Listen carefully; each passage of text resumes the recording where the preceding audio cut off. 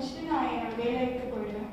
அப்போது சாயங்காலம் 6 மணிக்கு நான் ரிட்டர்ன் வீட்டுக்கு வர்றப்போ டெய்லி எனக்கு தலைவலிக்கும். ஸோ எப்போதுமே வந்து விக்ஸு அந்த மாதிரி தலைவலி மருந்து ஏதாவது பேக்கில் வச்சுருப்பேன். இப்போ நாங்கள் 7 மணிக்கெலாம் வீட்டை விட்டு போகிறோம்னா 5 மணிக்கெலாம் எழுந்திரிச்சு நான் வீட்டு வேலை எல்லாமே செஞ்சுருக்கணும்.